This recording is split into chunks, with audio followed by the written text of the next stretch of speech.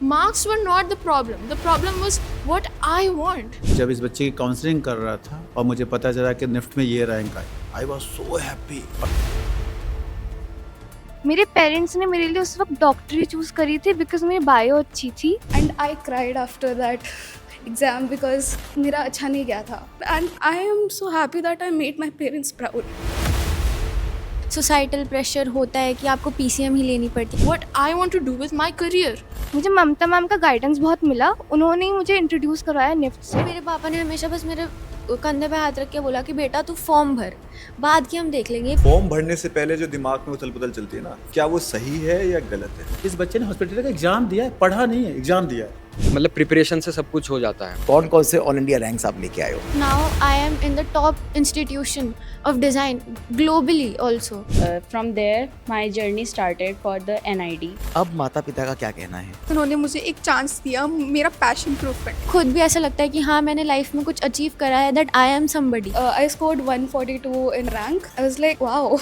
मैंने बोला हाँ गवर्नमेंट कॉलेज मिलेगा, बहुत अच्छा कॉलेज मिलेगा. और हम एजुकेशन मुहैया कराते हैं तो ये हमारा फर्ज बनता है उसके बारे में रिसर्च करना और राइट प्रोसेस को लेके आना. Guys, be proud because Sharma ji का बेटा is just loud. ना मानो तो कुछ भी नहीं और मानो तो सब कुछ. No yourself better than anybody else. कि हो सकता है ये सपना इन्होंने खुद देखा होगा, या हो सकता है हमारे स्कूलिंग ने इनकी हेल्प की होगी. स्कूल से कॉलेज तक की जर्नी सभी की होती है. ये है टॉक विद टंडन, सबके दिल को छू ले. ये है टॉक विद टंडन, बातें प्यार की सुन ले. ये है टॉक विद टंडन, सबके दिल को छू ले. ये है टॉक विद. किसी भी सपनों को आकार देने के लिए, किसी भी बच्चों को एक नए शेप देने के लिए, उनके सपनों का कॉलेज तक पहुंचाने के लिए, मुझे लगता है स्कूल से कैंपस तक पहुंचाने की रिस्पॉन्सिबिलिटी जिनकी है वो है वीरेंद्र जी, वीरेंद्र पांचाल जी. और यहाँ आकर आपने इस जिम्मेदारी को बखूबी निभाते हैं. तो आज का पॉडकास्ट हमने रखा है स्कूल से कॉलेज तक. तो इस जर्नी में जब बच्चे स्कूल से कॉलेज कैंपस तक पहुँचते हैं, उसमें आपकी बड़ी कड़ी होती है, बहुत बड़ी रिस्पॉन्सिबिलिटी होती है. तो अब आज उन बच्चों को क्या कहेंगे जो आप अपनी ड्यूटी को बखूबी निभाते हैं? हर बच्चे की जो जर्नी होती है वो स्कूल में प्राइमरी से स्टार्ट होती है. प्राइमरी से बच्चा अपना इनिशियल अपना जो लर्निंग फेज़ है वो स्टार्ट करता है. फिर क्या आता है बीच में, उसका अपना एक पैशन होता है जो कि वो बच्चा ही आइडेंटिफाई नहीं कर पाता कि मेरा ये पैशन है. हमने ये एक प्रैक्टिस शुरू करी है कि हम उस पैशन को आइडेंटिफाई करेंगे. पैशन आइडेंटिफाई हुआ तो वो नेक्स्ट पी पे हमें जाके छोड़ना है उसको, डेट इज़ प्रोफेशन. हमें स्कूल की जर्नी को एंड करके बच्चे को नहीं छोड़ना. अब इसको आइडेंटिफाई करने की ज़रूरत क्यों पड़ी? हर फैमिली में एक कॉमन डायलॉग होता है कि हमने तो बच्चे के ऊपर छोड़ रखा है, इसे जो करना है इसको फ्रीडम है.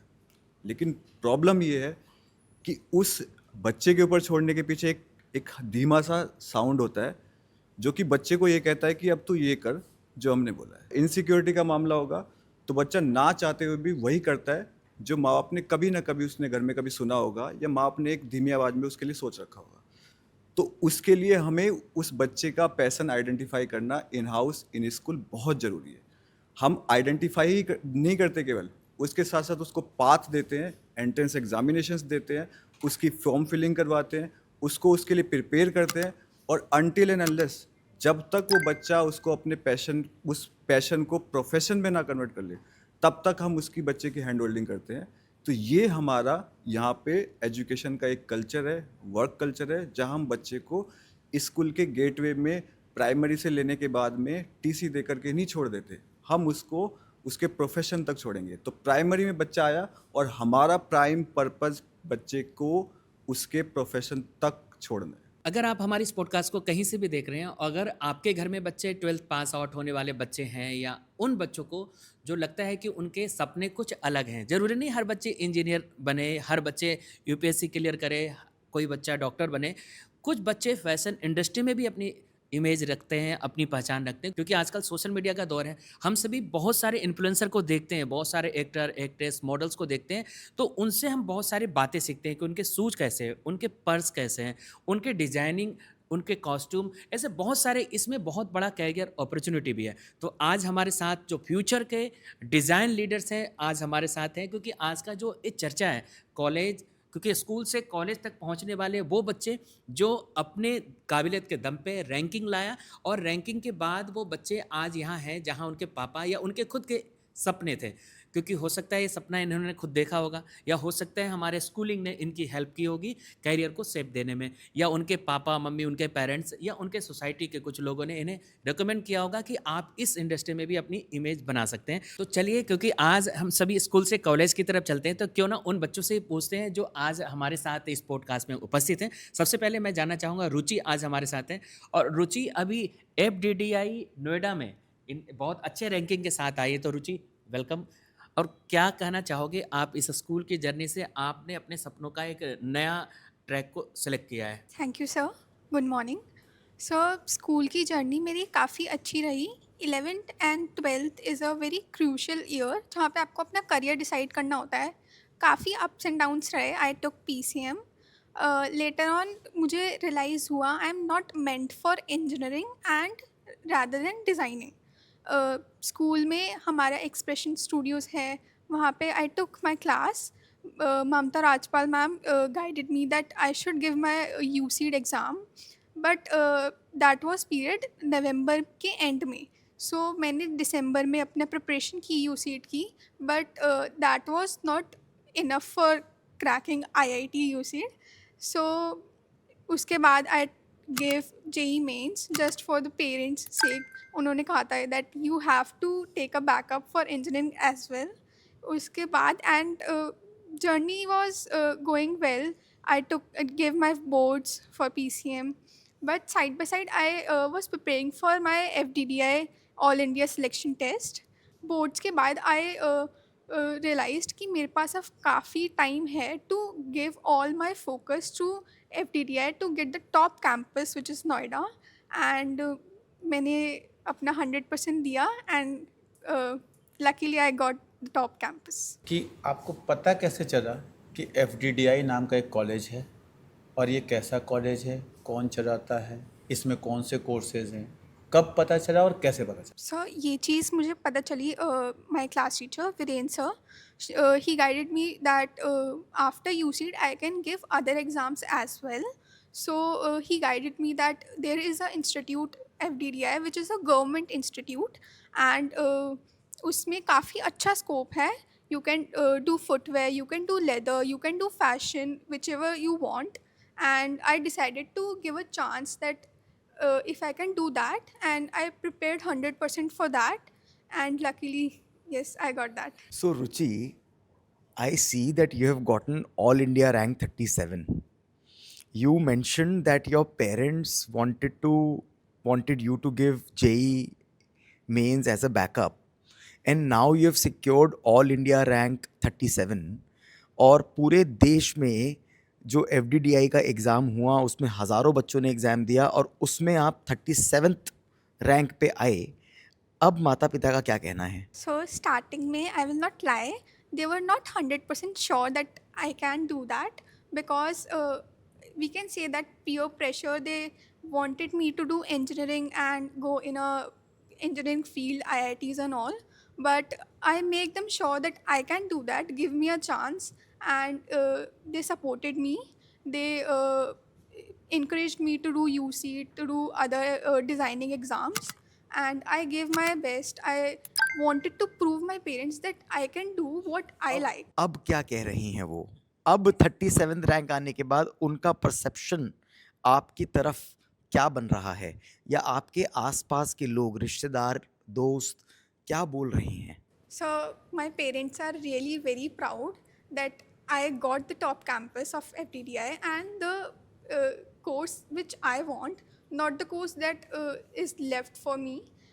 I got AIR 37 because of my efforts, because of school's guidance, teachers' guidance, and of course my parents, they believed me. And after I got all this rank and college, now they are very proud that उन्हें अच्छा लग रहा है कि उन्होंने मुझे एक chance दिया मेरा पैशन प्रूव करने. स्पेशली जैसे स्कूल के कैंपस की तरफ से वीरेंद्र सर ने आपको बहुत अच्छे से कन्वे किया जो आपने सोचा था।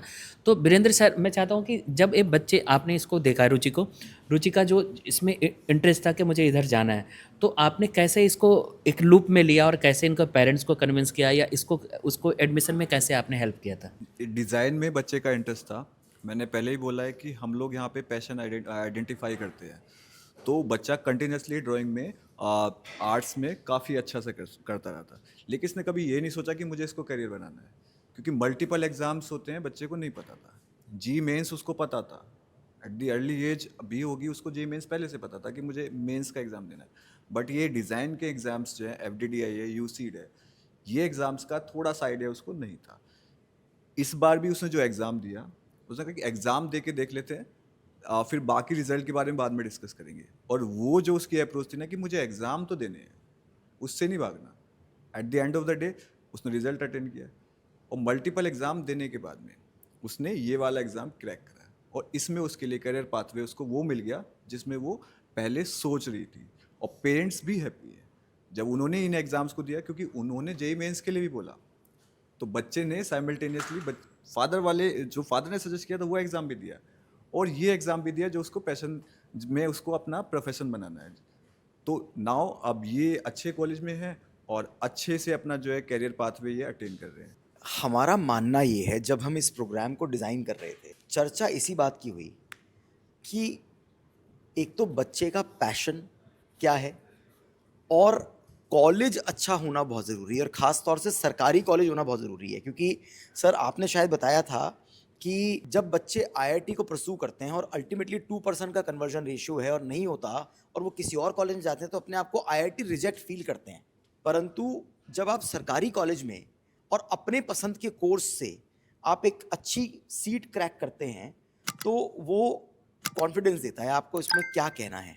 मैं 350 कॉलेज, करीब करीब 20,000 टीचर्स और 5-6 लाख बच्चों से मिलने के बाद एक कंक्लूजन पे पहुंचा, और यहाँ बैठे हुए 4 लोग तो हम लोग हैं। क्या जो हम 10वीं 12वीं में कर रहे थे, सोच रहे थे करने के, क्या आज हम उस करियर में हैं? नहीं है। मैक्सिमम लोग नहीं होते, 90% लोग नहीं होते। अल्टीमेटली हम क्या करेंगे वो इस बात पे डिपेंड करता है कि हम किस एनवायरनमेंट से निकले। जब ये बच्चे FDDI में पहुँचे ना, इंडिया का टॉप कॉलेज, कॉन्फिडेंस लेवल, बच्चे उस तरह के, हो सकता है कल ये फैशन में कुछ ना करे, कहीं मैनेजमेंट में चली जाए, फैशन में जाने के बाद फैशन के मैनेजमेंट में चले जाए, हो सकता है कुछ और MBA कर ले, लेकिन इसका जो कॉन्फिडेंस लेवल है ना, वो इसको लाइफ में बहुत आगे ले जाएगा। तो जो सर ने वर्ड किया कि हम रिजेक्ट होकर कहीं गए हैं या हम अचीव करके कहीं गए, वो इसके लाइफ को बहुत डिफाइन करेगा। तो स्कूल का जो रोल होता है, अच्छे कॉलेज डिफाइन करना, टारगेट बनाना और फिर बच्चे के अंदर डालना, हाँ मैंने ये अचीव कर लिया, वो बच्चे को अगले 3 साल तक के लिए मोटिवेट कर देता है, हाँ मुझे अब अगला लेवल अचीव करना है। तो ये एक प्रोसेस है जो मुझे लगता है हर स्कूल को करना चाहिए और हर फैमिली को उस एनवायरनमेंट से अपने बच्चे को गुजारना चाहिए। सर आपने बिल्कुल सही कहा कि 90% लोग जो होते हैं, जो हम पहले बचपन से सोचते हैं मुझे इस चीज़ को बनना है या इस चीज़ को पाना है, वो 90% लोग उसे नहीं फुलफिल कर पाते, या पेरेंट्स के दबाव से कहें, सोसाइटी के दबाव से कहें, या ऐसा एवियंस नहीं मिलता है, एटमॉस्फेयर नहीं मिलता है, या फाइनेंशियली सपोर्ट नहीं मिलता है, या वो इस तरीके से कैपेबल नहीं हो पाते कई बार। Madhulika, you were a student who knew from starting that you are good in design, और मेरी आपसे इंटरेक्शन होती थी और आप 9th-10th में ही क्लियर थे, और 11th में जब आप सब्जेक्ट सिलेक्शन भी कर रहे थे, आप क्लियर थे कि आपको डिज़ाइन कॉलेज में जाना है। But because there certain requirements of UCEED, उसकी वजह से आपने PCM ली। PCM लेने से लेकर डिज़ाइन कॉलेज तक की जर्नी को आपके क्या चैलेंजेस रहे, आपको किन किन चीज़ों ने सपोर्ट किया, क्या क्या कोचिंग्स आपको मिली, उस इकोसिस्टम के बारे में ज़रा आप बताइए, और कैसे PCM की जर्नी एक भ्रांति सबको फैलाती है, अपना पर्सपेक्टिव आप उसमें भी रखिएगा। When I picked PCM, मुझे लग रहा था कि UCED requires PCM. They had this criteria that PCM is mandatory, that a few of the higher IITs were like you have to get maths, physics, chemistry. So I had chosen it in that phenomena that I got 93% in 10th, so I thought ki, oh my god, this is going to be so easy for me to do. But the problem was that when I came in 11th, I felt like Ishan Avasthi from Tare Zameen Par. Truly, I felt dyslexic. Oh my God, the numbers are moving. But then I realized that I was not cut out for PCM a little later in the end of 12th.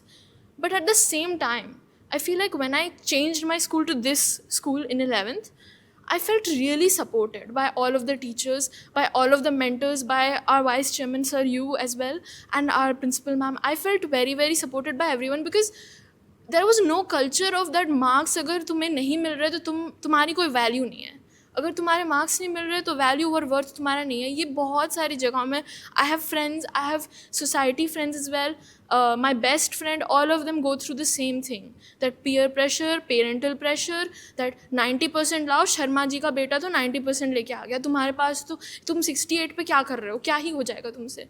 But when I came here, the first thing that I noticed was that marks were not the problem. The problem was what I want to do with my career.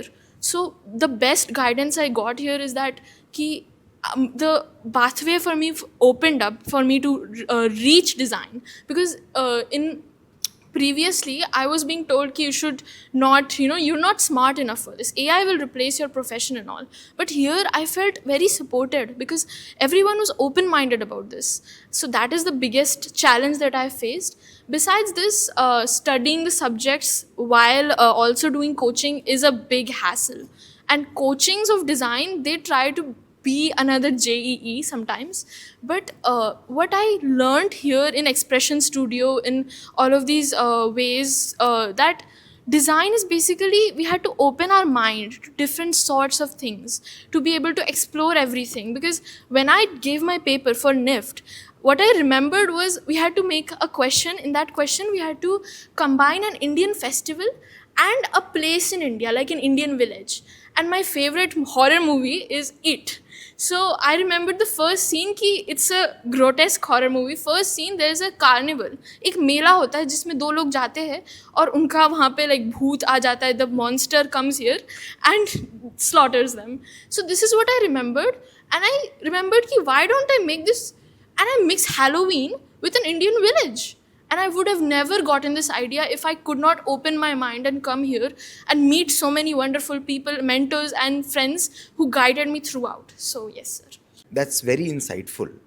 But remember, the purpose of this podcast is to provide value to the viewers. बाकी जो students या parents देख रहे हैं, अगर हम उनको उनकी mindset को अगर shift कर पाए और उनके करियर्स में उनको मदद कर पाए, तो शायद आज का ये टाइम, एफर्ट, एनर्जी देने का पर्पस सॉल्व होता है. शायद मैं सही सोचता हूँ. तो स्पेसिफिकली आपने क्या तैयारियां करी, वो क्या मेंटरशिप आपको मिली? आपने एक्सप्रेशंस का बोला, बट कोचिंग का आपको लेके क्या मिला वो, और इंटरव्यू को क्रैक करने के लिए आपको क्या हेल्प मिली वो, और मोस्ट इम्पॉर्टेंटली मुझे ये पता है, मैं कैमरे के सामने बोल रहा हूँ, मुझे माफ़ कर दीजिएगा, you faced a personal crisis. If you want share that story, and if you want share how you got over it and how you succeeded, क्या मिला आपको, अपने अचीवमेंट्स के बारे में खुल के दिल से प्लीज़ ऑडियंस को आप बताओ कि क्या क्या आपने क्रैक किया है, कौन कौन से ऑल इंडिया रैंक्स आप लेके आए हो. Sir, firstly, about the challenge, the biggest challenge that I faced was that I got compartment in 12th. And that was a major letdown for me because when I saw it, I was shocked. But then I thought, what is the point of this? So I can clear it. And I still have that insight in me that I have to clear it. But besides leaving that aside, the preparations that I did to crack this exam, which I got AIR 11 for FDDI, I was shocked as well. I thought the result was wrong. But the thing is, I got that, and then I got NIFT 650 rank under general category for your BDES. And I got NIFT Bhopal. We have done our counseling, and in that fashion communication. And I also cleared MIT-ID Pune, which is a well-known reputed institute for design. It teaches animation and all kinds of design. So the biggest thing I felt was that when I did coaching, I had actually joined, shall I say the name, sir? of the आप coaching. बता दो कि कहाँ से आपको वो reference Yes, मिला? sir. Yes, sir. और क्या So- क्या था? Yes, sir. और हमारे alumni? Yes. Sir, here in Silver Line, there's a very good alumni connection. Actually, we can very freely interact with all of our pass outs and alumni who have passed out from this school. So I was lucky enough to join it 6 months before the exam, sir. Like in October or something, in July, I don't even remember actually, but in October, very late for starting your prep. I had got reference from here alumni Devanj Bhaiya, and he's the owner of Divergent Classes. And that really changed my perspective because they teach directly from IIT. The college kids, they teach us, they guide us, they mentor us. So if I never came here, I would have never got in touch with our alumni Devanj Bhaiya, and he really thoroughly helped me to understand the concepts. What about interview? Yes, sir. Sir, the interview that was there, now I've been a really socially anxious person. I'm pretty shy in real life. But really, I realized that because of MUNs, because of debate competitions from the school, because of so many our extempore, our oratory competitions, our anchoring. I've even done a stand-up comedy event here during the last farewell. So I really realized that I got over my social anxiety and my fear here. And that day when I stood in front of 3 professors from a reputed college who looked like they belonged there and they were just thriving in the industry, I did not feel insecure because of so much support. I never felt insecure, so I was able to crack it there. Tandon ji ने अभी कहा था कि guidance कैसे matter करती है, तो मैं बता रहा हूँ इस बच्चे की केस स्टडी देखी। मैं जब इस बच्चे की काउंसलिंग कर रहा था और मुझे पता चला कि निफ्ट में ये rank I was so happy कि सब्जेक्ट सिलेक्शन अगर आपका गलत हो गया, स्ट्रीम सिलेक्शन अगर आपका गलत हो गया, तो एक अच्छे बच्चे की लाइफ ख़राब हो सकती है। सब्जेक्ट सिलेक्शन 11th में बहुत इम्पॉर्टेंट है। सब्जेक्ट सिलेक्शन हमें अपने एप्टीट्यूड, एटीट्यूड, स्किल सेट और फ्यूचर जहाँ जाना है उसको लेके करना है, ना कि वो जो बच्चे ने कहा शर्मा जी का बच्चा क्या कर रहा है। शर्मा जी के बच्चे को लेके अगर हमने किया, वो बच्चा जो नेशनल रैंक लेके आ रहा है और वो बच्चे का कंपार्टमेंट आ रहा है, बच्चे में कोई कमी नहीं है, बच्चे में कोई कमी नहीं है। ये उसी तरह हो गया कि सचिन तेंदुलकर को आपने कह दिया एक सॉफ्टवेयर बनाओ। अब आप सचिन तेंदुलकर को एक बार कह के देखिएगा, आपको आइडिया लग जाएगा क्या होगा उनका। एक बार कह के देखिएगा। संतोष जी, अब हमारे पास एक नहीं, ऐसे तो बहुत सारे बच्चे हैं। उनमें से अब मैं आपको बताना चाहूँगी गौरी के बारे में। गौरी जो हमारे साथ जुड़ी हैं ग्रेड 1 से ही, और गौरी ने सिर्फ एक ही एग्ज़ाम नहीं क्लियर किया है, बहुत सारे किए। लेकिन अभी मैं बात करना चाहूँगी BDES के बारे में। इन्होंने न्यू दिल्ली का BDES का सबसे अच्छा कोर्स जो कि फैशन डिज़ाइन है, उसमें रैंक 53 इनकी आई है निफ्ट की। तो ये हमारे लिए और साथ साथ गौरी के पेरेंट्स के लिए एक बहुत बहुत इम्पॉर्टेंट बात है, बहुत ही सेलिब्रेशन की बात है कि निफ्ट जैसा इंस्टीट्यूट जो कि main campus which is Delhi, she has cleared that. So Gauri, मैं आपसे ये जानना चाहूँगी कि that how did you come to know कि डिज़ाइन आपका एक पैशन है, जबकि आप खुद एक PCM की स्टूडेंट हैं। And I would like you to help us and other children also to understand that it's not about stream, it's about following your passion. Okay, so thank you ma'am. So first of all मेरे 10th में बहुत अच्छे marks आए, and उसके बाद societal pressure होता है कि आपको PCM ही लेनी पड़ती है, आपको साइंस लेनी पड़ती है, but because that's what you are expected to do. And मैंने PCM ले लिया, एंड इट्स नॉट लाइक कि मुझे अच्छी नहीं लगती थी, आई रियली एन्जॉयड इट, पर मेरा पैशन कभी इंजीनियरिंग नहीं था। बट 11th में आने के बाद मैंने सॉ कि सारे ही बच्चे JEE की कोचिंग कर रहे हैं, सब इतनी मेहनत कर रहे हैं, सब कर रहे हैं, एंड मैं वो चीज़ नहीं कर रही थी, तो I felt left out. And वो पीयर प्रेशर के चक्कर में मैंने ऑनलाइन कोचिंग ज्वाइन करी, मैंने सारे क्रैश कोर्सेज लिए, सब लिया, बट मेरे पे इतना ज़्यादा प्रेशर, इतना ज़्यादा बैकलॉग आ गया था कि I was just not able to handle everything. तो मैंने फिर धीरे धीरे वो छोड़ दिया, वो चीज़ कि मैं नहीं कर सकती हूँ, ये मेरे को टाइम रहते वो चीज़ रियलाइज़ हो गई। पर मैंने एकदम ऐसे साइंस भी नहीं छोड़ी, मैंने उसमें मेहनत करी, मेरे बहुत अच्छे मार्क्स आए थ्रू आउट द ईयर। पर टूवर्ड्स द एंड मेरे को रियलाइज़ हुआ कि मेरे को इसमें करियर नहीं बनाना है, दिस इज़ नॉट जो मैं अपना लाइफ टाइम करना चाहूँगी, because don't like coding at all, मेरे को कंप्यूटर साइंस वगैरह मेरे से नहीं होता है, एंड मैं उस चीज़ को अपना पूरी लाइफ नहीं दे सकती हूँ ऐसे किसी करियर को जो मुझे आता ही नहीं है, जिसमें मैं करना ही नहीं चाहती हूँ। मैं अगर करना चाहूँ मैं कर सकती हूँ, मुझे ये चीज़ पता है, पर मेरा मन ही नहीं मानता था उस चीज़ में। पर एक चीज़ थी कि मेरी आर्ट शुरू से बहुत अच्छी थी। जब भी कुछ भी क्योटिक लाइफ ऐसे चल रही थी, पढ़ाई वगैरह, इतना स्ट्रेस, मैं जब भी वो कैनवस उठाती थी तो आई फेल्ट काम, एंड वो पीस जो होती थी कि अपना सारा माइंड आप उसमें डाइवर्ट कर दो। I like writing poems, and मेरा लाइक उस चीज़ में दिमाग काफ़ी क्रिएटिवली वर्क करता था कि मेरे को एक्सप्रेस करना होता था, तो I just use to take a pen and a paper. मैं खाली बैठी हुई भी डूडल्स करती थी, तो मेरे को रियलाइज़ हुआ कि इसमें भी बहुत आगे करियर ऑप्शंस होते हैं एंड मैं वो चीज़ कर सकती हूँ।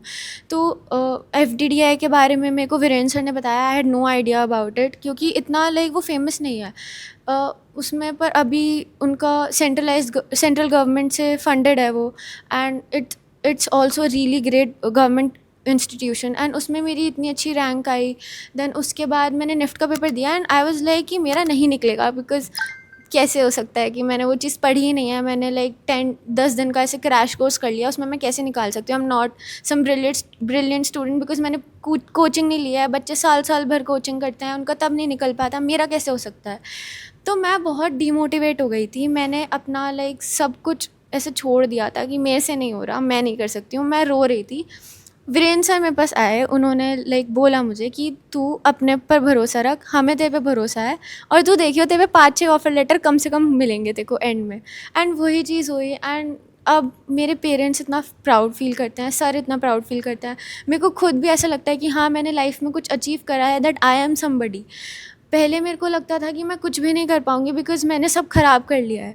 आई just use to cry all day कि भाई मेरे से नहीं हो रहा है, दिस इज़ टू मच, कि मैं बोर्ड्स भी ठीक है, एंड निफ्ट का एग्ज़ाम था लाइक 8 फेब को, एंड 5 को तो हमारे बोर्ड के प्रैक्टिकल्स थे, physics chemistry, and I was just too stressed about it. पर फिर मैंने छोड़ दिया कि मैंने जितनी मेहनत करी है वो काफ़ी है।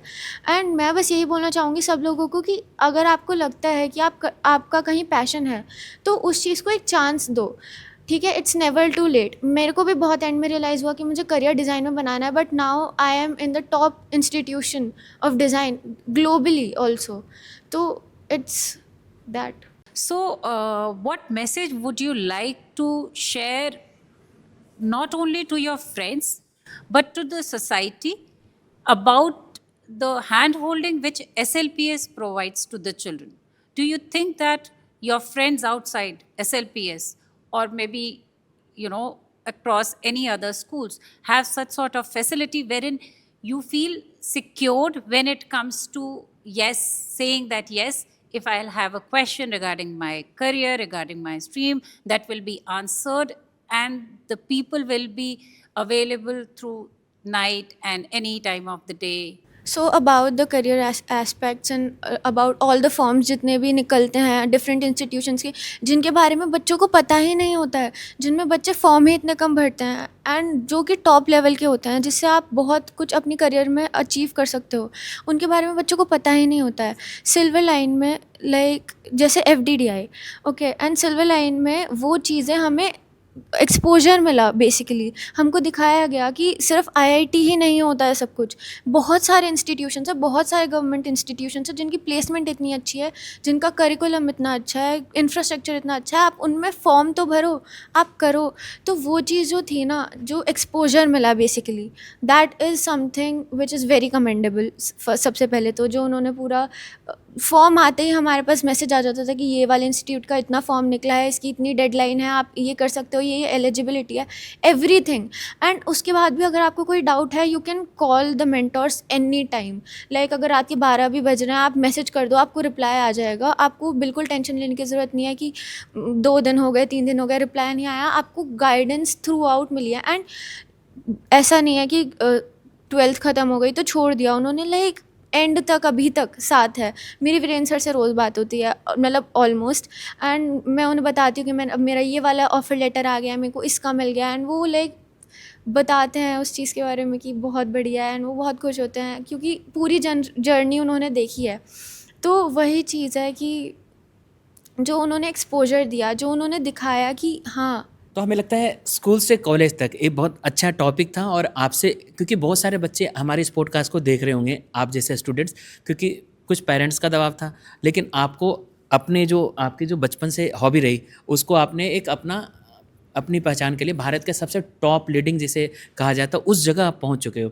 तो कभी ऐसे अब आपके पापा को बहुत प्राउड करते होंगे कि हाँ मेरे बेटी ने उस स्थान पे आया जहाँ पे आप वो कुछ बनना चाह रही थी। गौरी के साथ सर एक ये भी इसकी वो रही कि क्या कहते हैं, वो होता है ना कि बच्चा फेथ करे इंस्टीट्यूशन पे, टीचर्स पे और पेरेंट्स पे, तो ऑब्वियस करता है। गौरी को जितने भी रजिस्ट्रेशन फॉर्म्स की इन्फो मिली, मीनवाइल तो सभी की मिली। हमारे यहाँ ऐसा नहीं है कि पीसीएम का बच्चा है तो केवल इसको जेईई मेंस का फॉर्म मिल दिया, या फिर कोई बायो का बच्चा है तो उसको नीट का ही फॉर्म भेजेंगे।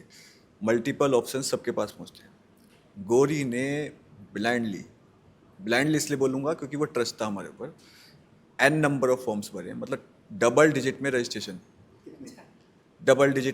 अगर मैं कहूँगा तो 11 से 12 रजिस्ट्रेशन फॉर्म्स बच्चे ने भरे। अब अगर आप 11 से 12 रजिस्ट्रेशन फॉर्म की कॉस्ट भी निकालेंगे तो इट्स मोर देन 10,000। तो उतना बड़ा अमाउंट इस बच्चे ने उन रजिस्ट्रेशन फॉर्म्स पे अपना खर्च किया। End of the day results के बारे में फिक्र नहीं करी कि मैं इस इंस्टीट्यूट के लिए नहीं बनी या मेरा इस इंस्टीट्यूट से क्या लेना देना। इस बच्चे ने हमें इतने ऑफर लेटर निकाल के दिए कि आज ये पिक करती है कि मैं इसमें जाऊं या इसमें जाऊं। तो गौरी, उसके बारे में थोड़ा सा अगर आप बता पाओ बच्चों को कि फॉर्म भरने से पहले जो दिमाग में उथल पुथल चलती है ना कि क्या वो सही है या गलत है, हमें उसको फिर कैसे अपने आप को नैरो पाथ पकड़ के उसको फॉलो अप करना चाहिए। स्टार्टिंग में जब मैं फॉर्म्स फिल कर रही थी तो मेरे को बहुत डर लगता था कि कॉम्पिटिटिव एग्ज़ाम सुन के ही इतनी बड़ी चीज़ लगती है कि आप कैसे करोगे, आप कर ही नहीं सकते हो, इतने लाखों बच्चे देते हैं। तो मैं बहुत डरती थी, मैं भरती ही नहीं थी, मतलब मेरे को डर लगता था। एंड मोमेंट तक मैं वेट करती थी कि अरे निकल जाए, बस टल जाए वो चीज़। पर मैंने ना जैसे धीरे धीरे भरने शुरू करे, मैंने NID का फॉर्म भरा, मैंने निफ्ट का भरा, मैंने MIT का भरा, मैंने बहुत सारे फॉर्म्स फिल करे। एंड मेरे पापा ने हमेशा बस मेरे कंधे पे हाथ रख के बोला कि बेटा तू फॉर्म भर, बाद की हम देख लेंगे, ये पैसे वेस्ट नहीं हो रहे हैं, ये इन्वेस्ट हो रहे हैं तेरे में। तो वो चीज़ मेरे को लगता है कि आपको फॉर्म फिल करने से डरना नहीं चाहिए। अगर निकल गया तो वही चीज़ है ना कि लोग सोचते हैं कि पॉसिबिलिटी है कि नहीं निकला तो, पर व्हाट इफ़ निकल गया, तो वो चीज़ आपके पोर्टफोलियो को ही स्ट्रॉन्ग करती है। एंड लाइक मैंने इंजीनियरिंग के भी फॉर्म्स फिल करे, मैंने वो भी करा। एक पॉइंट के बाद ना आते आते मेरा हो गया कि कर दो पापा, भर दो कि मतलब मैंने जितने भी ऐसे फॉर्म्स फिल करे हैं मेरे बहुत सारे मैक्सिमम निकल गया। मेरे पास VIT वेल्लोर का ऑफ़र लेटर है, मेरे पास मैंने UCET भी क्वालिफाई कर लिया, मेरे पास निफ्ट का ऑफ़र लेटर है, FDDI का है, एंड मेरे पास DY पाटिल लाइक पुणे में एरोनॉटिकल इंजीनियरिंग का भी है। तो मेरे पास और भी CUET वगैरह से अभी DU की भी काउंसलिंग होनी है। तो मेरे पास मल्टीपल वो चीज़ अपॉर्चुनिटीज़ थी एंड उनमें से मैंने हैंड पिक करा कि मुझे क्या करना था। तो फॉर्म्स भरना एक गलत चीज़ नहीं होती, it's a very very very good thing जो तुम अपने आप में इन्वेस्ट करते हो। तो हमें लगता है कि अगर पॉजिटिव थॉट्स के साथ, जैसे गौरी ने कितनी अच्छी बातें कही, और इनके पेरेंट्स ने जब इनके कंधे पे पापा ने हाथ रखा और उन्होंने बोला बेटा आप करो ना, मैं पीछे बैठा हूँ, तो बच्चों को ऐसी लिबर्टी मिलनी चाहिए। हमें लगता है Gauri you are very lucky, और आप इसे और ऊपर तक पहुँचाओ, क्योंकि बहुत सारे बच्चे जब इस पॉडकास्ट को देखेंगे तो वो आप जैसी बहुत सारी गौरी अपने घर में जब इस वीडियो को देखेंगे तो उन्हें बूस्ट मिलेगा, ताकत मिलेगी। लेकिन नमन सर और सुनील सर, क्योंकि जब हमने पॉडकास्ट का आज का जो हमने प्लान किया था तो आपने बोला कि एक लड़का है आकांश जो कृषि कल्चर इस पे जाना चाह रहा था, और उसको आपने दूसरे किधर शिफ्ट किया, क्योंकि बड़ी इंटरेस्टिंग स्टोरी लगी मुझे इस वजह से मुझे इसको यहाँ बुलाना पड़ा, इस पैनल में बिठाना पड़ा। तो मैं चाहूँगा वो स्टोरी हमारे ऑडियंस, क्योंकि कई बार बच्चे सही डिसीजन नहीं ले पाते, लेकिन अगर आपको कैरियर काउंसलर अच्छे मिल जाते हैं, एक सेफ देने वाले व्यक्ति अच्छे मिल जाते हैं, गाइडेंस अच्छा मिल जाता है, तो आपका लाइफ बूम करता है। तो मैं चाहूँगा ये बड़ी अच्छी वाली कहानी है, तो इसके बारे में थोड़ा बताना चाहिए आकांश के लिए। आकांश का जब स्टोरी मेरे पास आई थी, आकांश का एप्टीट्यूड टेस्ट किया था, इनके पेरेंट्स से मिले, टीचर्स से मिले, तो ये समझ में आया था इनके फादर कुछ एग्रीकल्चर सेक्टर में काम करते हैं, वो अच्छा उन्होंने ग्रो किया है, तो उनको लगा बेटा भी उसमें जाएगा। तो एक होता है कि हाँ नहीं तो मैं तो कुछ कर ही दूंगा बच्चे के लिए। लेकिन आकांश से मैंने देखा कि ये बच्चे के अंदर तो बहुत अच्छी पीपल डीलिंग स्किल है, ये बच्चे के पास साइंस के सब्जेक्ट्स हैं, तो क्यों ना इसको मल्टीपल पर एग्ज़ाम तो देना है। ये तो पापा चाहते हैं ना कि मैं यहाँ हूँ पर अच्छा ये होगा। बच्चे को हॉस्पिटलिटी का एग्ज़ाम दिलाया, और आप विश्वास करेंगे इस बच्चे ने हॉस्पिटलिटी का एग्ज़ाम दिया है, पढ़ा नहीं है, एग्ज़ाम दिया है, और कहाँ पहुँचा, इंडिया का टॉप इंस्टीट्यूट पूसा, अच्छा हॉस्पिटैलिटी में इसके IHM पूछता, इसके ऊपर कुछ है ही नहीं, वहाँ पहुँचा। अब मैं जाए ना, उसके बाद कहाँ जाते हैं बच्चे? IHM पूसा के बाद आपके हिसाब से प्लेसमेंट्स कहाँ होती हैं? मेरे इंडिया के जो टॉप 7 स्टार्स हैं, क्रूज हैं, आप राष्ट्रपति भवन चले जाएंगे तो आपको IHM पूसा के लोग मिलेंगे। अच्छा। राष्ट्रपति भवन में कौन मिलेगा आपको? IHM पूसा के लोग मिलेंगे। तो ये अब ये बच्चे पर जाए ना जाए वो उसके ऊपर है, लेकिन ये बच्चा शान से कह सकता है मैंने IHM पूसा छोड़ा है। आप समझ रहे बात? हाँ। वो जो कॉन्फिडेंस है ना, मैंने इस बच्चे के बारे में बताया था, जब आप कुछ अचीव कर लेते हैं ना, आपके अंदर वो मोटिवेशन पावर ऐसा हो जाता है। एक होता है कि मैं ये दे रहा था, नहीं हुआ तो मैं यहाँ चला गया, नहीं जी, मेरे पास ये था, जैसे गौरी ने कहा मेरे पास 10 ऑप्शन है, अब मैं चूज़ कर रही हूँ मुझे यहाँ जाना। तो वो एक मोटिवेशन जो बच्चे के अंदर आती है ना, वो बच्चे को बहुत ऊपर ले जाती है। और जो वीरेंद्र जी के बारे में गौरी जी ने कहा कि हमें हर फॉर्म का, कौन सा फॉर्म कब आ रहा है, उसकी डेडलाइन क्या है, भरना कैसा है, लिंक कैसा है, वो एक सिस्टम ना जो हमारे इंडियन एजुकेशन सिस्टम में मिसिंग है, स्कूल सिस्टम में। क्योंकि बोर्ड दिला दिया, CBSE का फॉर्म भरवा दिया, हो गया। वो इस स्कूल ने बहुत अच्छा किया है। और आकांश, गौरी, ये जो केस स्टडीज़ बने हैं वो ओनली बिकॉज ऑफ सिस्टम बना है। बच्चे तो आजकल के बच्चे हमसे बहुत ब्रिलियंट हैं, लेकिन वो सिस्टम प्रोवाइड नहीं हो पाता है। और वो सिस्टम क्रिएट किया नमन जी ने। नमन जी ने उसमें इन्वेस्ट किया, समय इन्वेस्ट किया, पैसा इन्वेस्ट किया, विजन सबसे बड़ी बात है विजन, कि हाँ हमें ये करना है, ये हमारा काम है, ये समाज की ज़रूरत है। सुनील जी ने आकांक्ष के कोर्ट में बॉल छोड़ दी। हम तो चाहते हैं कि IHM पूसा में जाए, अब वहाँ तक लाके खड़ा कर दिया और ये उसके बाद वहाँ ना जाए तो बड़ी अजीब सी बात लगेगी। बट उन्होंने आकांक्ष के कोर्ट में बॉल छोड़ी कि ये बोले कि मैंने रिजेक्ट किया पूसा। आप हमारे स्टूडेंट हो, अब अलुमनाय बन गए हो, आगे आने वाली जनरेशन्स को आके आपको गाइड करना है। ये कैमरे पे मैं बोल रहा हूँ बात, परंतु एक चीज़ मैं आपको रिमाइंड कराना चाहूँगा, ये प्रोमो वीडियो नहीं है। प्लीज़ अपनी जर्नी में आप क्या सोचते हो? एग्रीकल्चर के बारे में सर ने सवाल पूछा और IHM गए, और अब क्या सोचते हो? एक ये, दूसरा आपके आसपास के लोगों का एटीट्यूड आपकी तरफ कैसे आपने बदलते हुए देखा? इसके बारे में प्लीज प्रकाश डालें।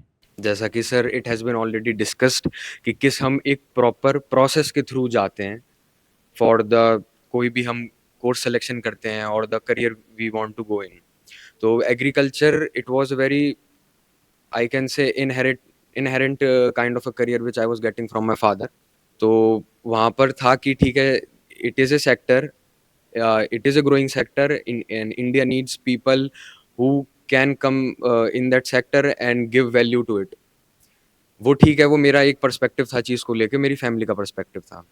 बट एक जो चीज़ मिलती है, गाइडेंस मिलती है, डायरेक्शन मिलती है। जैसा कि आपने बताया कि IHM पूसा में मेरे को BSc hospitality and hotel administration का कोर्स अलॉट हुआ है और मतलब सीट अलॉटमेंट मेरी हो भी चुकी है ऑलरेडी। बट उस वहाँ तक पहुँचने के लिए जो एक पूरा पाथवे फाउंडेशन होती है वो काफ़ी अच्छे से थी। मतलब मैं अगर अपनी जर्नी के बारे में बताऊँ तो इट इज़ मोर लाइक कि मैं यहाँ 5th क्लास में ऑलरेडी मैंने स्कूल ज्वाइन कर लिया था। तो एक एग्ज़ाम जो मैं बाकी भी कॉम्पिटिटिव एग्ज़ाम्स दिए हैं, जैसे FDDI है, वहाँ पे मेरी ऑल इंडिया रैंक 206 है या कुछ भी है। तो इट्स नॉट जस्ट लाइक कि सिर्फ मतलब प्रिपरेशन से सब कुछ हो जाता है। फाउंडेशन बहुत अच्छी स्ट्रॉन्ग होनी चाहिए, द बेसिक एप्टीट्यूड। ज़्यादातर सभी एग्जाम्स में एक जनरल नॉलेज आती है, इंग्लिश आती है, एप्टीट्यूड आता है, मैथ्स आता है।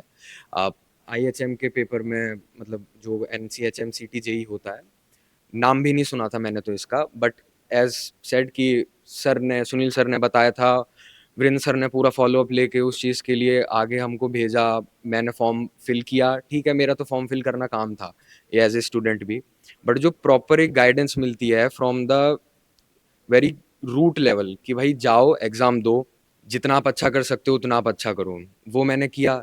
रिजल्ट मिला ऑल इंडिया रैंक 146, वो आया, काफ़ी खुश भी हुआ मैं। वो चीज़ तो है ही, एक नज़रिया लोगों का आसपास जो होता है कि ठीक है बच्चा एग्रीकल्चर में जाना चाहता था या जाना चाहता है, जो भी है वो, बट एक ऑप्शंस जिसे कहते हैं ना कि एक नमन सर ने लाइन बोली थी कि बेगर्स कांट बी चूजर्स। और ये लाइन मेरे साथ रह गई थी तब उस टाइम पर भी, कि ये काफ़ी स्ट्रॉन्ग स्टेटमेंट है। जब हमारे पास ऑप्शंस ही नहीं होंगे तो फिर हम जाएंगे कि ठीक है, हमको जो मिल रहा है हम सोचेंगे कि maybe we were not made for this. एक रिग्रेट रहता है अपने पास कि शायद मैं कहीं और अच्छा कर सकता था, अनटिल एंड अनलेस हमने उस चीज़ को परस्यू ना किया हो। तो वो मेरे लिए काफ़ी बड़ी चीज़ है कि भाई मैं कोई नेशनल लेवल एग्ज़ाम निकाल रहा हूँ, वो क्लियर हो रहा है हमारा। ऑब्वियसली स्कूल का सपोर्ट है, एडमिनिस्ट्रेशन का सपोर्ट है। मेरी खुद की जर्नी मैं ज़्यादा मतलब ऐसा नहीं है कि बहुत ग्लोरीफाइड जर्नी है या कुछ है। मैंने कुछ ख़ास ऐसा बहुत किया हो। बहुत बेसिक वो था कि मेरा ट्रस्ट बहुत था स्कूल पे, स्कूल सिस्टम पे। वो बिल्ड भी हुआ है ओवर टाइम, और मतलब जितना पहले था उससे काफ़ी ज़्यादा लास्ट तक आते-आते हुआ। क्योंकि जो चीज़ें मेरे को मिल रही थी, the things we all were getting, this is just about some of the exams and viewers can see more of these results. But जो इन्वायरमेंट हमारे पास था ना, वो एक ट्रस्ट बिल्डिंग जो होती है कि टीचर्स कह रहे हैं आप अटेंडेंस अपनी अच्छी रखिए, आप स्कूल आइए, you go with the flow of the system, आप उस चीज़ को फॉलो करिए, बाकी सब हो जाएगा। एक एश्योरेंस था कि पूरा बिगिनिंग से लेके फाइनल डेस्टिनेशन तक स्कूल साथ रहेगा और साथ है। मैंने किसी भी स्कूल में ये वाला प्रोसेस फॉलो होते हुए नहीं देखा है। मतलब I can vouch for it. और ऐसा है कि रास्ते में कितने रोड़े आए? रीसेंट वाला वो रोड़ा बताओ। सर रोड़ा एक तरीके से ये था कि थोड़ा सा इंक्लिनेशन जो है वो फैमिली का या मेरा जो था एग्रीकल्चर की तरफ था, बट वहाँ पर जो गाइडेंस होनी चाहिए वो तो ना सही समय पर सही चीज़ मिल नहीं, जाएगा। मेरे को जो जो यूएफएम वाला केस हुआ था अच्छा वो सर, मैं वो चाह रहा वाला हूँ, सुनाओ, वो किस्सा वाला सुनाओ। अच्छा सर, हाँ हाँ हाँ, काफ़ी इंटरेस्टिंग सा केस हुआ मेरे साथ, जो हमने भी कभी सुना नहीं, मतलब मैंने तो नहीं सुना था कभी कि ऐसा भी कुछ होता है। तो मैं अपना इस साल का CUT एग्ज़ाम दे के आया था, which was on 31st of May. Yes हाँ, तो 31st ऑफ मई को मेरा वो एग्ज़ाम था। It was suppose to be done on 28th of May, but it was postponed because of Eid. अब 31st को मैं जाता हूँ, मेरा PCM का 3 घंटे का एग्ज़ाम था, और मैं ठीक है प्रिपेयर्ड था, जो भी है मेरे को जैसे देना है। वहाँ मैं अपना आराम से एग्ज़ाम दे रहा हूँ, तो मेरे साथ एक कैंडिडेट था। तो मैं काफ़ी और भी मतलब जो व्यूअर्स हैं उनको बताऊँगा कि किसी भी कॉम्पिटिटिव एग्ज़ाम में आप जाते हैं और काफ़ी सीरियसली इस चीज़ को आप ध्यान रखिए कि interaction should be before the beginning of exam और आफ्टर द टर्मिनेशन, या एक तरीके से पूरा जब आपका एग्ज़ाम हो चुका है, आपका टाइम ओवर हो चुका है, आपका सिस्टम ऑफ हो चुका है, तब तक you must maintain the decorum of the exam. तो थोड़ा सा मैं कर लेता हूँ बात वगैरह लोगों से। तो मैं वहाँ, वो कैंडिडेट थे हमारे साइड में एक, उनके साथ मेरा थोड़ा इंटरेक्शन हुआ। वो इंटरेक्शन बेसिक था, ऐसा कुछ खास नहीं था, बट ड्यूरिंग द एग्ज़ाम वो थोड़ा उनका ये था कि वो मेरी स्क्रीन पर देख रहे हैं कभी, या मुझे थोड़ा बीच में कुछ पोक करके कह रहे हैं कि ये वाला आंसर बता दो या कुछ कर दो। तो वो UFM का case, using of unfair means का केस हुआ, और वो भी काफ़ी बाद में जाके CUET या NTA की तरफ से वो मेल आया मेरे पास, और आई वॉज रियली शॉक्ड कि ये क्या है।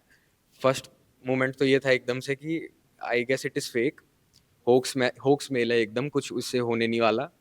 But then when I just went through the Gmail ID, और जो PDFs उसमें लिखा हुआ था, प्रॉपर एक एलिगेशन था कि पीकिंग एंड इंटरेक्शन का एलिगेशन उसमें लगा रखा था, and they were saying they have the CCTV footage and all.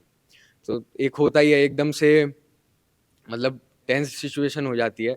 सबसे पहले रीच आउट वही जैसे हमारा रहता है हर किसी का, फर्स्ट एंड में वीरेंद्र सर को मैंने तुरंत कॉल फास्ट किया। फॉरवर्ड जाके वो बताओ कि उस इंटरेक्शन में वहां पर जो कमेटी बैठी थी, क्या बात हुई? आपने क्या अपना कमेटी, ये पक्ष क्या सर रखा? ये मतलब मैं ये चीज़ UFM का केस हुआ ठीक है, बट UFM से के लिए मतलब उन लोगों को एक रियलाइजेशन हुई, जो कमेटी बैठी थी वहाँ पे, committee had NTA director as well. तो कमेटी में जब मेरा इंटरेक्शन वहाँ पर हो रहा था, तो जब सारी एक होता है कि आदमी जस्टिफाई कर रहा है, वो बताया कि सर मैं ऑलरेडी काफ़ी सारे नेशनल लेवल एग्जाम्स क्लियर कर चुका हूँ। वहाँ पर भी मैंने ये चीज़ बताई कि देखिए सर, ये जेई मतलब NTA ऑर्गेनाइज्ड और भी एग्जाम्स हैं, और वहाँ पे भी मेरा अच्छा स्कोर है, और ये सब चीज़ें हैं।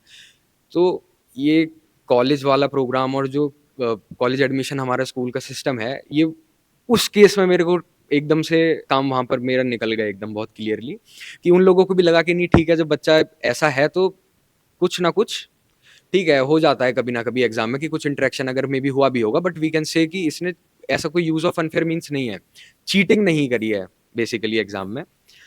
तो वो वहां पर कमेटी के आगे मैं जब बोल रहा था तो यही बोला मैंने कि सर ऑलरेडी मैं नेशनल लेवल एग्जाम्स निकाल चुका हूँ, ये मेरी AIR है। जब मैंने उन्हें मेल में भी रिप्लाई दिया तो it was that portfolio kind of a thing जो वहां पर वर्क कर गई एकदम इजीली। मतलब उनको कोई ऐसा डाउट नहीं था उस टाइम पर कि बच्चा कहीं गलत जगह से है या फिर he must have done something unfair. तो वो वाली चीज मेरे साथ हुई और काफी कुछ पीरियड था वो थोड़ा स्ट्रेसफुल था, बट अच्छा हो गया।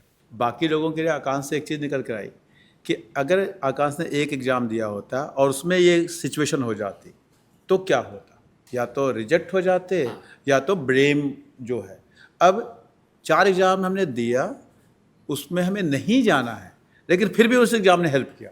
कैसे हेल्प किया कि जी मैं उसका प्रूफ दे रहा हूँ कि इस एग्ज़ाम में मेरा ये रैंक है, और इस रैंक की वजह से जो सामने वाला पर्सन कह रहा है नहीं यार ये बच्चा तो नहीं कर सकता ऐसा। अगेन जो वीरेंद्र जी ने कहा कि मल्टीपल एग्जाम देना और मल्टीपल एग्जाम निकालना, ये हमें कई जगह हेल्प करता है, कॉन्फिडेंस में हेल्प करता है, सोशल कहते हैं ना एक अपीयरेंस में हेल्प करता है। आपको कोई ऐसी सिचुएशन आ गई कि एग्जाम खराब हो गया, जैसे 28 को ईद थी, 30 का आपने कोई और प्लान कर रखा या कोई और एग्जाम होता है क्रैश हो जाता तो हेल्प करता है। इसलिए हमें मल्टीपल एग्जाम्स में अपीयर होना है, देना है, और स्कूल सिस्टम अगर बने कि हाँ बच्चों को गाइड करे कि हाँ ये इसके सिवा सब्स्टिट्यूट एग्जामिनेशंस क्या है आपके एप्टीट्यूड के हिसाब से। तो ये मुझे एक नई स्टोरी आपने दे दी कि मल्टीपल एग्जाम देने का एक और बेनिफिट है कि हम अपने आप को जस्टिफाई कर सकते हैं कि नहीं आई एम अ गुड बच्चा। ये बहुत बड़ी चीज़ है। तो हमें लगता है कई बार हमारे पोर्टफोलियो सुनील सर बहुत हेल्प करता है उस करियर के लिए, और उसका हिम्मत भी हौसला भी बढ़ता है बच्चों का कि हमने इस चीज़ को क्लियर किया है। तो बहुत सारे बच्चों को इससे सीखा जा सकता है। आज का ये जो पॉडकास्ट का मतलब भी यही है कि बहुत सारे बच्चे जो आज इस पॉडकास्ट को देखेंगे उन्हें भी एक नई शक्ति आएगी, ताकत आएगी कि हमें इस चीज़ को करना है। और बहुत सारे जितने भी आप हमारे इस पॉडकास्ट को देख रहे हैं, अगर आप कहाँ से देख रहे हैं तो अगर मेंशन करते हैं कुछ सवाल, क्योंकि हमारी इस जर्नी में अभी बहुत सारे बच्चे मिलेंगे जिनसे बहुत सारी बातें सीखेंगे। अब मैं जानना चाहता हूँ देवांशी की तरफ जाना चाहता हूँ। देवांशी, क्योंकि आपका वो ड्रीम जो आपने पहले से देखा था, आप NIFT में आ गए, और क्या ये बचपन से ही आपने ऐसा ड्रीम सोचा था? मैं अपने बारे में बताएं कि कैसे इस तरफ आपने रुख किया। सर NIFT मेरा फर्स्ट ऑप्शन नहीं था। मैं 9th स्टैंडर्ड में थी और 9th स्टैंडर्ड में मेरे पेरेंट्स ने पूछने लगे कि मुझे कौन सा कोर्स है, फिर कौन सा करियर पाथ चूज़ किया मैंने फ्यूचर के लिए। तो उस वक्त मेरे पास ऐसा सच कुछ आइडिया नहीं था कि कौन सा करियर पाथ लेना चाहिए, फिर क्या करना चाहिए। मेरे पेरेंट्स ने मेरे लिए उस वक्त डॉक्टरी चूज़ करी थी बिकॉज मेरी बायो अच्छी थी और मुझे भी बायो में थोड़ा बहुत इंटरेस्ट था, लेकिन फिर भी मुझे ये लगता था कि साइंस फील्ड मेरे लिए नहीं है बिकॉज बचपन से ही मैं क्रिएटिव साइड ज़्यादा थी। मुझे क्रिएट करना ज़्यादा अच्छा लगता था। और जब मैं 9th में टीचर से बात करने लगी, मुझे ममता मैम का गाइडेंस बहुत मिला। उन्होंने ही मुझे इंट्रोड्यूस करवाया निफ्ट से। जैसे सुनील सर ने शुरुआत में कहा था वो दिशा, तो वो दिशा ममता मैम ने मुझे दिखाई थी। उन्होंने मुझे निफ्ट के बारे में और भी करियर ऑप्शंस के बारे में बताया, आर्ट के कोर्सेज़ के बारे में भी बताया। एंड जब मैंने खुद से रिसर्च करी तब मुझे निफ्ट सबसे बेस्ट ऑप्शन लगा। उसमें भी मेरी जो खुद की जर्नी रही है वो डिफरेंट रही है। डिज़ाइन को जब मैंने पहली बार देखा और जब अब मैं उसके बारे में सोचती हूँ, बहुत डिफरेंट आइडियोलॉजी है मेरी। शुरुआत में जब फैशन डिज़ाइन के बारे में पता चला था तो बहुत ग्लैमरस सी चीज़ लगती थी, बट नाउ डिज़ाइन को देखने का भी एक तरीका, जो एग्ज़ाम प्रिपरेशन में भी जो हमने सीखा, वो सब चीज़ मिला के अब एक डिफरेंट आइडियोलॉजी है कि डिज़ाइन टेक। जैसे मैंने अभी टेक्सटाइल डिज़ाइन का कोर्स चूज़ किया है, यही मेरा फर्स्ट प्रेफरेंस था बिकॉज़ मुझे इंडियन टेक्सटाइल्स के बारे में वो बहुत पसंद है। It's so unique, different world से। और मुझे ये जानना था कि हमारे जैसे मुंबई से कारीगर, हम जितनी भी बड़ी-बड़ी ब्रांड्स हैं सब मुंबई में आते हैं, मुंबई के कारीगर उनको भेजते हैं। एंड अभी रिसेंटली मैंने एक डियोर का शो देखा था, उनके जो टेक्सटाइल्स थे वो मुंबई के कारीगरों ने बनाए थे। एंड इट्स सो इंट्रूगिंग कि हमारे इंडियन टेक्सटाइल्स इतने बढ़िया होने के बावजूद भी इतने वर्ल्ड क्लास लेवल पे उन्हें इतनी कह सकते हैं प्रशंसा नहीं मिलती है। बड़े-बड़े ब्रांड उनका नाम ले जाते हैं, लेकिन इंडियन टेक्सटाइल्स को इतना, या फिर इंडियन कारीगर को इतना नाम नहीं मिलता है। तो जब मैंने ये सब चीज़ें डिस्कवर करी, मुझे पता चल गया था कि इसी में मुझे आगे काम करना है। एंड मेरे मम्मी पापा ने बहुत सपोर्ट किया। शुरुआत से ही सपोर्टिव थे, इसलिए बहुत कॉन्फिडेंट थी मैं कि इसी पाथ पे जाना है और बेस्ट कैंपस में वही कोर्स मिल गया जो मुझे चाहिए था. You have also won the competition which was held by FDDI. So, how expressions has helped you to carve your path and understand where is your passion? Okay, so Wacom is a very professional tool जो इस industry में बहुत use होता है. जो भी animations वगैरह या फिर डिजिटल आर्ट जो डिजिटल आर्टिस्ट हैं वो इस डिवाइस को यूज़ करते हैं. ये एक इंडस्ट्री स्टैंडर्ड प्रोडक्ट है और ये बहुत अगर आप इस इंडस्ट्री में और इंटरेस्ट लेंगे तो आपको पता चलेगा कितने सारे जो टॉप आर्टिस्ट हैं, जो टॉप लोग हैं इस इंडस्ट्री में, वो इस वैकॉम पे कितना यूज़ करते हैं. ये बेसिकली देखने में एक पेन टैबलेट जैसा लगता है, but it is more modified. Specially ये इसी डिज़ाइन के लिए ही बना है, अनलाइक अदर पेन टैबलेट्स और अदर आईपैड्स. और रही बात जो डिज़ाइन प्रोसेस की थी, तो डिज़ाइन प्रोसेस में हमें ये सिखाया गया कि how to identify a problem. Basically अपने एनवायरनमेंट को एनालाइज करके आपको एक प्रॉब्लम आइडेंटिफाई करनी होती है, उसके बाद उसका सोल्यूशन ढूंढना होता है और वो सोल्यूशन ऐसा होना चाहिए जो एक्चुअली में एक मदद कर सके. एंड आई थिंक यही वो आइडियोलॉजी थी जो हम शुरुआत में बात कर रही थी कि हाउ पहले डिज़ाइन सिर्फ ग्लैमरस लगता है, लेकिन जब आप उसको अच्छे से स्टडी करते हो देन यू रियलाइज कि how you have to create a thing which never existed and should also solve a problem. It should be for a greater good, not just for aesthetics. जब भी हम school की बात करते हैं, school से college की तरफ जाते हैं, तो कभी कभी कुछ ऐसी यादें आती है लाइफ में जिसको हमारे लाइफ को एक चेंज करने का टर्निंग पॉइंट हो जाता है. और हमें याद है जब यहाँ कैरियर का जब फेयर लगा हुआ था, हमें लगता है 11th में जब आप थे सची, तो उस समय आपके एक जो बचपन का जो ड्रीम था वहाँ से बिल्कुल एक नया आकार ले लिया. मतलब वो ड्रीम को कन्वर्ट कर दिया आपको रियलिटी में. तो वो लम्हा मैं जानना चाहता हूँ, क्योंकि बहुत सारे बच्चे ऐसे होते हैं बचपन से उस दुनिया में जीते तो हैं, लेकिन वैसा मौका, ऐसा प्लेटफॉर्म मिलता नहीं है. क्योंकि गूगल के साथ भी, और जब अपना कैरियर का जब चला यहाँ पे फेयर लगा हुआ था, वहाँ भी मैंने देखा कि आपके जो विजन शुरू से चल रहे थे वहाँ से आपने लाइफ को कन्वर्ट किया रियलिटी में. तो वो क्या लम्हा था? Sir, when I was in 6th, then was the first time when I dreamed of becoming a fashion designer. But then I went through transitions of my 9th and 10th class, so I dropped the idea. And then from the peer pressure and the societal pressure, I chose PCM. And after that, my dream got buried under the layers of PCM and the studies and different chapters of my life. But then in my 11th class, there was a sustainable design competition in our school, held in our school. We have to design a dress from waste materials, different kind of waste materials. So I participated in that. Then was the second time when my dream from 6th class got reignited, and from there I researched on design competitions again. So after that, I participated in career fair in my 12th class. When I was in 12th class, I got to present my the college NID. So that was the first time I got to know there is a college named NID, and then I fill out the form for it as well. And my from there my journey started for the NID. Though I did not made it, but after that I also participated in a competition where we had to it was a design sprint organized by Google.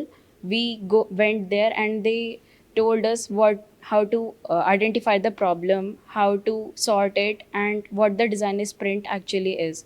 From there I got this urge to fill out the USEED form. It was very fascinating then, so I filled out USEED. And NIFT was not my first choice at all. Mamta Rajpal ma'am and Virendra Panchal sir suggested me that I should fill out this as well. So I filled this out and I made this one. Sunil ji, Shachi ने एक reference दिया career fair के बारे में, थोड़ा सा प्रकाश डालिए please. ये करियर फेयर लगभग आजकल हर अच्छे स्कूल में होता है, लेकिन वो कैसे होता है? वो लोग एक दिन बहुत सारी यूनिवर्सिटीज़ को बुलाते हैं, फ़ोन कर देते हैं, यूनिवर्सिटीज़ वालों को अपना कोर्स बेचना होता है, वो आते हैं, कैंपस लगाते हैं, हमारे पास ये कोर्स है, ये फ़ीस है, ये करोगे आप ये बन जाओगे. खासतौर से प्राइवेट यूनिवर्सिटीज़. अब अगला रेस्टोरेंट तो ये बोल रहा हूँ, जब हम बुलाएंगे कि आप आएगा कौन? IIT, IIM, SRCC, इनके पास तो टाइम ही नहीं. इनके पास एक सीट पे 500 बच्चे ऑलरेडी अप्लाई करते हैं, तो ये तो आते नहीं। आते जो हैं उनका मैं नाम भी नहीं ले सकता तो जो आते हैं कैंपस लगाते हैं। तो वो जब मैं as a career counsellor school में गया तो बहुत सारे लोगों ने कहा सर हमें भी करियर फेयर ऑर्गेनाइज करना है। तो सिस्टम बताया, मैंने कहा जी ये तो मैं नहीं करूँगा। हमने कहा जी आप क्या मेहनत करने को तैयार हैं, पैसा लगाने को तैयार हैं? तो मैं आपको बता रहा हूँ, इंडिया में 4 स्कूल मुझे मिले 350 स्कूल जाने के बाद। अच्छा, 4 स्कूल हैं जिसपे वो करियर फेयर हुआ जो यहाँ होता है। अब मैं 4 के नाम नहीं लूँगा। इस करियर फेयर में हुआ कि जी कम से कम आपको 15 दिन लगाना होगा, आपके टीचर लगेंगे, आपके बच्चे लगेंगे, और आपके कम से कम 2-2.5 लाख रुपए लगेंगे। बाकी सब तो मना कर देते नमन जी के, चलिए जी हम करेंगे। हमने किया।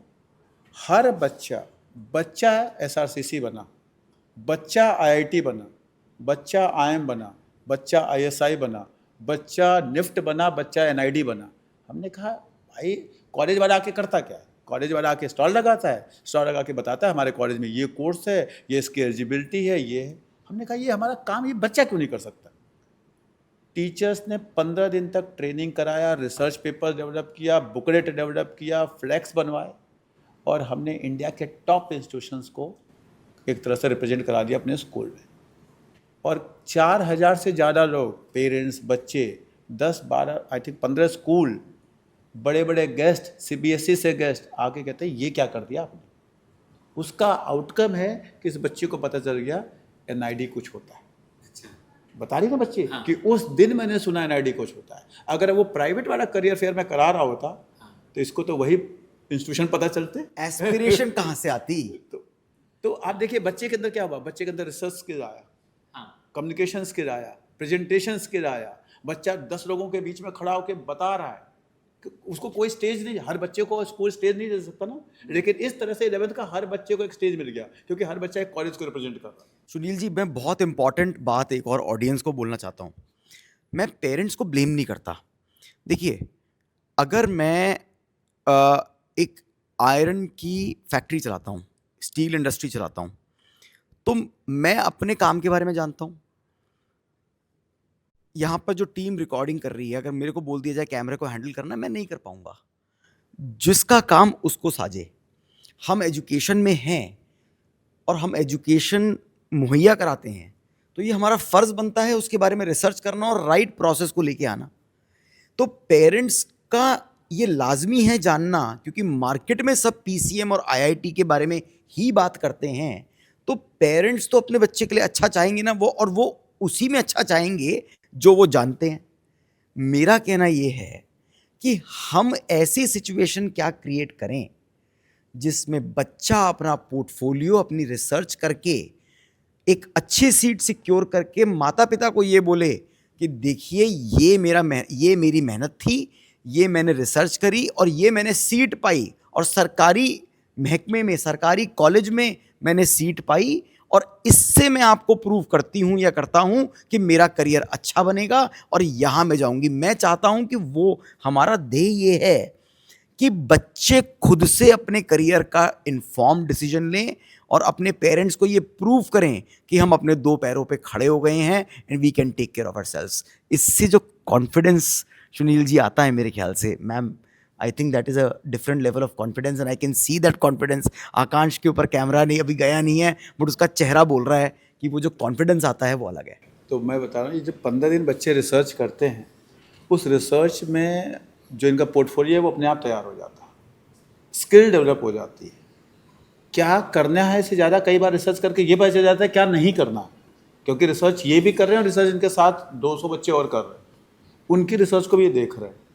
तो वो 9 से लेकर 12 के बच्चे 4 बार उस करियर फेयर को अटेंड करें। एक बार बच्चा खुद करता है, लेकिन 3 बार वो बाकियों का किया हुआ अटेंड भी करता है। भाई मैं 9th में हूँ तब भी मैं गया, मैं 10th में हूँ तो भी मैं करियर फेयर में गया, 11th में हूँ मैंने खुद किया, 12th में हूँ फिर गया। फॉर्म फिलिंग, आपने यही बताया कि सिर्फ फॉर्म फिलिंग ही नहीं है, सिर्फ एक प्रिपरेशन कराना ही नहीं है, ये पूरा एक इकोसिस्टम है, वो बहुत इंपॉर्टेंट जो बिल्ड करना जरूरी है। मैं जानता हूं, अब मैं इनको अर्ज कर रहा हूं कि अब ये अलुमनाई, जब इनको इस सिस्टम से बेनिफिट मिला, जब ये अपने आने वाली जनरेशन को करंट 12th को, करंट 11th को आके साल में एक बार आके उनको मोटिवेट करेंगे, अपने एक्सपीरियंसेस के बारे में बताएंगे, प्रिपरेशन कैसे करनी है। मैं तो वीरेंद्र सर को कल बोल रहा था कि आकांक्ष को पहले से समझा दो, इन सबको पहले से समझा दो, 3-3 4-4 बच्चे मैं इन लोगों को मेंटरशिप में दूंगा और बोलूँगा मेंटर करो इन लोगों को। तो वो इकोसिस्टम शायद बिल्ड करना वो बहुत ज़रूरी है, जिससे कि ओवरऑल स्टूडेंट्स को benefit आपके लिए मिलता तो नहीं है, आपने तो कर दिया। नहीं, हमने- आपने तो कर दिया। podcast में हाँ, और भी लेकिन लोग- जो लोग देख रहे हैं हाँ, देख उनको करना जरूरी, उनको करना। अगर हमें इंडिया को कहते हैं ना विश्व गुरु जो आप बनाने की बात कर रहे थे, तो ये इंडिया का एजुकेशन सिस्टम ऐसा होगा। हम लोग, हमारे बच्चे यहाँ से बाहर जाते हैं और वहाँ पे जाके पिज़्ज़ा हट में काम करते हैं, पेट्रोल पंप पे काम करते हैं, तो क्यों नहीं स्कूल में ही वो काम करना शुरू करें। ये छोटे छोटे काम है, रिसर्च करना, ये स्टूडियो में काम करना, ये काम करना, और इससे बच्चों की स्किल डेवलप होती है। अमेरिका में जाके 2 करोड़ खर्च करके वहाँ कर देंगे वही काम, वो इंडिया में क्यों नहीं कर सकते। और इतना आपने जो डिटेलिंग पे वर्क किया बच्चों के लिए, और जो लेक है अभी भारत के एजुकेशन में, और भी स्कूलों को एक अच्छी पहल मिलेगी कि हमें ऐसे बच्चों के लिए ऐसे चीज़, एक इकोसिस्टम डेवलप करना पड़ेगा, जो नमन सर ने किया और आप लोगों ने इसे संतोष जी, हम सब एक प्रिंसिपल मैम मुझे पूरा भरोसा है, मेरी बात पे अग्री करेंगी कि ना मानो तो कुछ भी नहीं और मानो तो सब कुछ।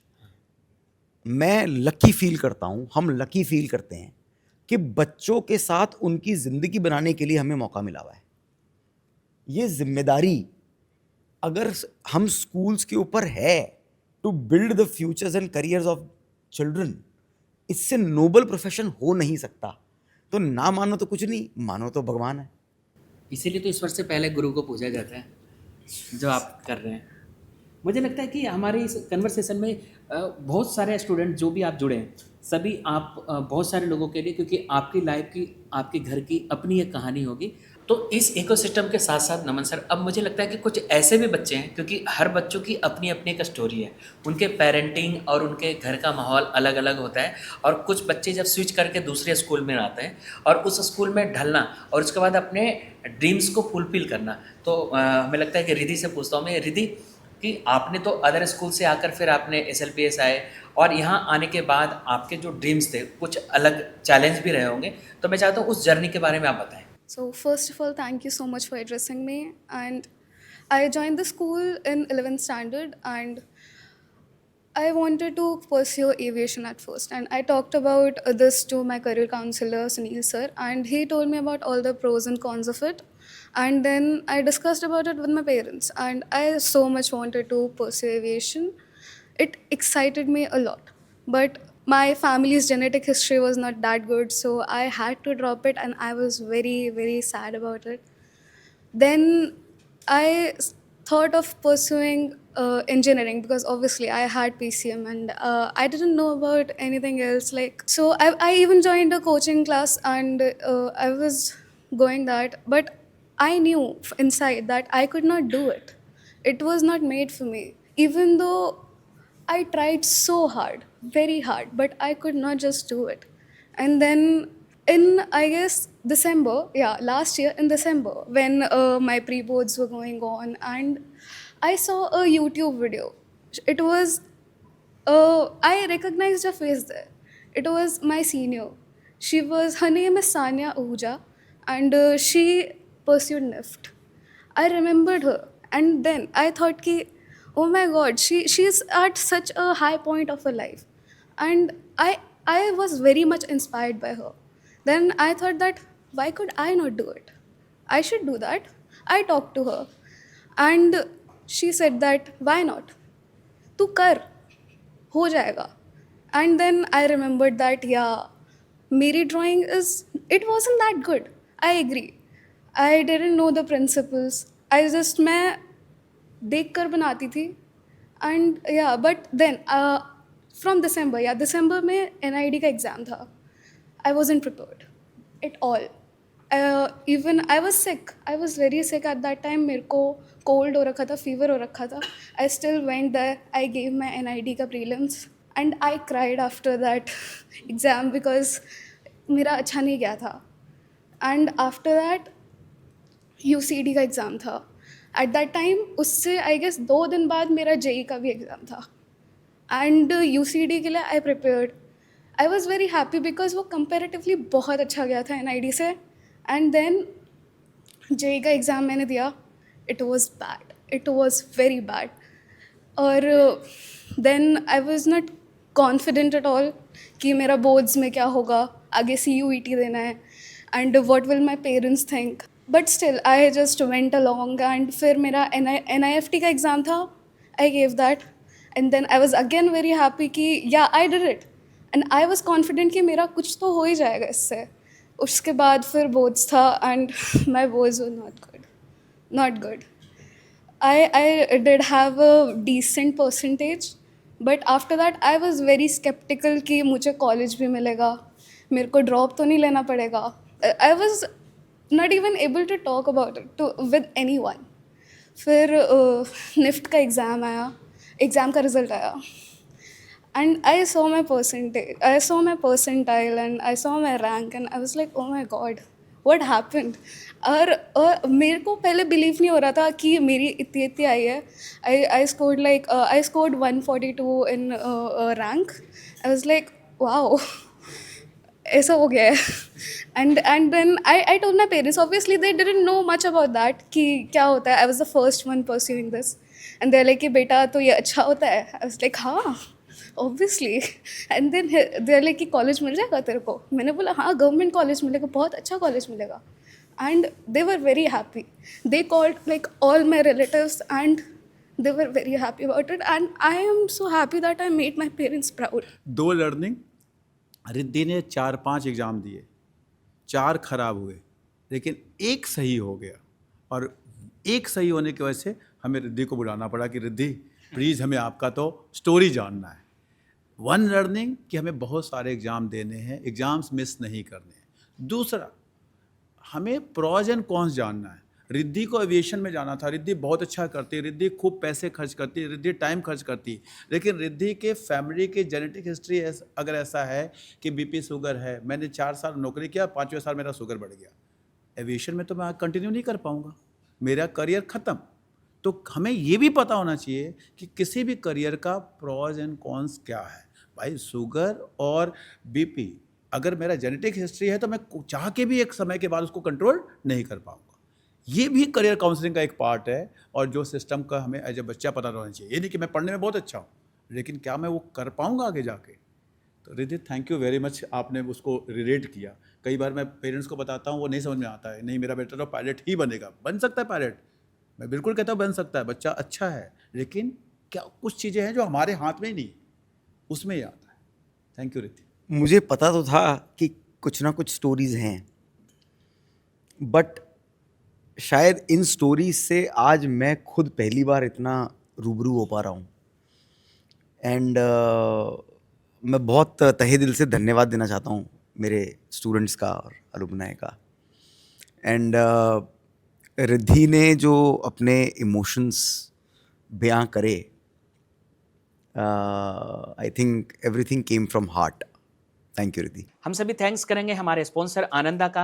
आनंदा आनंद करो, जिसके मिल्क प्रोडक्ट लोगों के हेल्थ के लिए काफ़ी कमाल का होता है और 3 लाख से अधिक किसानों का घर का दूध घर घर तक पहुंचता है। और साथ में मैं थैंक्स करूंगा क्योंकि आनंदा के साथ साथ उर्मिल ज्वेलर्स भी हमारा बहुत अच्छा स्पॉन्सर है, जो कि पावर्ड बाय स्पॉन्सर है। उर्मिल ज्वेलर्स जो कि अपने प्योरिटी के लिए, शुद्धता के लिए जाना जाता है। उर्मिल ज्वेलर्स का भी दिल से थैंक यू। साथ ही साथ इतने सुंदर वेन्यू जहां हम सभी अपना पॉडकास्ट करते हैं, silver line Prestige school, expression the studio का भी थैंक्स करूंगा। साथ ही हम सभी थैंक्स करेंगे हमारे स्माइल पार्टनर जो अभी नए स्पॉन्सर हमारे साथ जुड़े हैं, हमारे टिथ के लिए, हमारे दांतों के लिए। आपकी स्माइल को बरकरार रखता है 2 मिनट 2 बार रेस्टो स्माइल। और साथ ही साथ हम सभी थैंक्स करेंगे सेरा नेचुरल का, जो हमारे ब्यूटी प्रोडक्ट्स हमारे हेल्थ के लिए, आपकी खूबसूरती के लिए बहुत ही कमाल का है। तो रिद्धि, आपकी कहानी देखकर जैसे आपके खुशी के आंसू निकले या आप बहुत सारे लोग ऐसे स्टूडेंट्स जो भी आज हमारे इस पॉडकास्ट को देखते होंगे, लेकिन क्योंकि हम आज की इस स्टोरी को, इस जर्नी को और ज़्यादा बड़ा नहीं करेंगे, क्योंकि इस सीरीज़ में बहुत सारे नए नए स्टोरी मैं लेकर आऊँगा और हर बच्चों की कहानी से आप भी इंस्पायर हो सकते हैं, क्योंकि स्कूल से कॉलेज तक की जर्नी सभी की होती है। अब मैं बहुत शॉर्टकट में, क्योंकि मैं चाहता हूँ कि आपके अनुभव से, आपके एक्सपीरियंस से उन बच्चों के लिए 1 सजेशन क्विकली। तो स्टार्ट करते हैं हम लोग सबसे पहले रुचि से। पीयर प्रेशर में मत आओ, अपने मन की सुनो, अपना पैशन फॉलो करो। Guys, be proud because Sharma ji ka beta is just loud. Follow your dreams and do not forget them, even if the things get hard on you. Go for it. It's gonna be worth it. Just do not listen to people. Do what you want and they'll shut up on their own. Know yourself better than anybody else. Always trust the process. Results are just byproduct. तो आज के हमारे सभी panelist का मैं thanks करूंगा जिन्होंने आज इन बच्चों के साथ साथ उनकी लाइफ को जर्नी को बदलते हुए ट्रांसफॉर्म करते हुए इन्होंने देखा है और उनकी हेल्प करके एक नए भारत के निर्माण में इन्होंने अपनी ड्यूटी को बखूबी निभाया है। हम सभी थैंक्स करेंगे प्रिंसिपल मैम का, जो कि बहुत अच्छे तरीके से बच्चों से जेल होते हैं। थैंक यू सो मच आज इस जर्नी में आपने अपनी भागीदारी निभाई।